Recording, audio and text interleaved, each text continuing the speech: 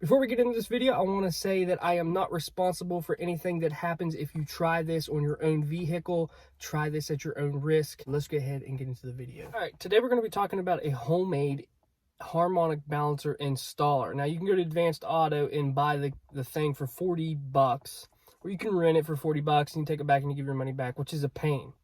Now, I'm working on a Chevy 350, which I already know the threads that the harmonic balancer bolt is.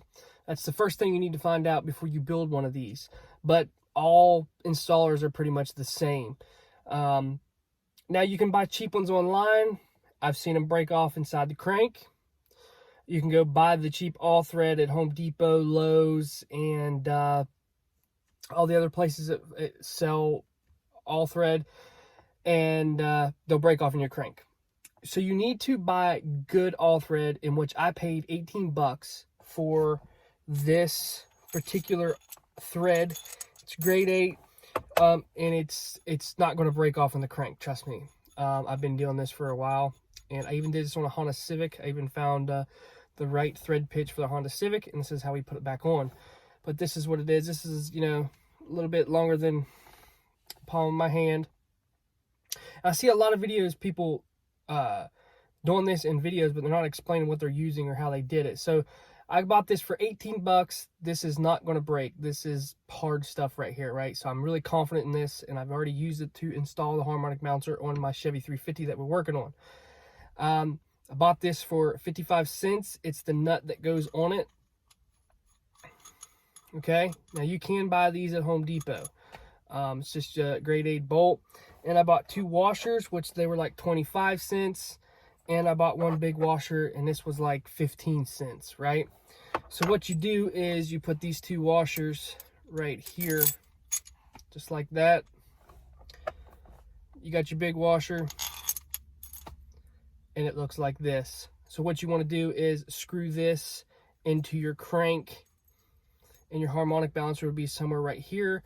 And you just go ahead, and once the all thread has stopped, you just go ahead and tighten down this nut.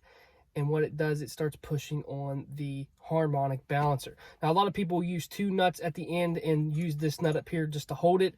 I've not had that problem. I just use 1 nut, and this right here pushes on the harmonic balancer because I use a lot of grease when I put my harmonic balancer on. So make sure you use a lot of lube, and this should work for you just fine.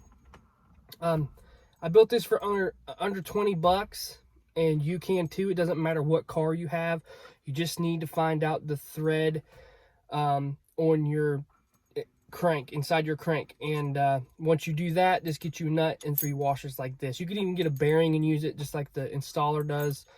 It has something like that, has a bearing, so it's not binding up. But with these 2 washers, I've actually had this washer move as it was pushing on the harmonic balancer. Now, like I said, I've not had a problem with putting on harmonic balancers. I've had them go on pretty easy. I've not had to really crank on it.